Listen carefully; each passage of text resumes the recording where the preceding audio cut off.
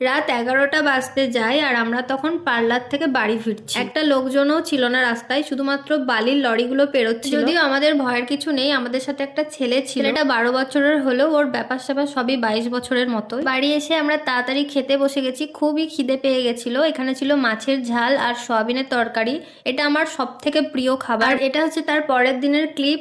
দেখো মেহেন্দিটা আমার সকালবেলা কত সুন্দর লাগছে। আর ভোটের দাগটার জন্য একটু মার খেয়ে গেছে, কিন্তু ঠিক আছে, আর কি করা যাবে। সকাল সকাল চা বিস্কুট খেয়ে চলে গেছি আমার একটা পার্সেল আনতে। আমি একটা নাইকা থেকে ক্রিম অর্ডার করেছিলাম, ওটাই চলে এসছে। আমি বলবো না যে চলো দেখি এর মধ্যে কি আছে, কারণ আমি জানি কি আছে, আমি অর্ডার করেছি, আমারই টাকাটা গেছে। তো এর মধ্যে আছে ডট অ্যান্ড কির ওয়াটারমেলন সানস্ক্রিন। এর আগেও আমি এটা ইউজ করেছি, এটা আমার স্কিন টোনের জন্য একদম পারফেক্ট। এর আগে আমি 50 গ্রামেরটা অর্ডার করেছিলাম আর এখন আমি 80 গ্রামেরটা অর্ডার করেছি। মানে হিসাব মতন আমি নাতিকে কিনেছিলাম, নাতির জন্য দাদু কাঁদছিল বলে আমি দাদুকেও এনে দিয়েছি। আর এদিকে আমাদের বাড়িতে নিয়ে এসেছে একটা নতুন ড্রেসিং টেবিল। আমার আবার এগুলো মানে অন্যরকম পছন্দ, যেরকম পুরোনো দিনের হতো, চৌকো আয়না আর অনেক বেশি ড্রয়ার থাকবে, মানে স্টোরেজ। তারপর চলে গেছি আমি দুপুরের খাওয়া দাওয়া করতে। আজকের মেনুতে ছিল সবকিছু দিয়ে একটা ঘন্টর মতন, পনিরের তরকারি, মাছের ঝাল আর পাঁপড় ভাজাও ছিল। এদিকে ছিল পোস্তর বড়া আর মিষ্টি। মিষ্টি খেয়ে মুখটা যেন কেমন একটা হয়ে গেছিল, ওই জন্য আমি আবার শেষে পনিরের ওই গ্রেভিটা একটু খাচ্ছিলাম মুখে স্বাদটা ফিরিয়ে আনার জন্য। আজকের ভিডিওটা এইটুকুটাই, ভালো লাগলে চ্যানেলটাকে সাবস্ক্রাইব করে দিও।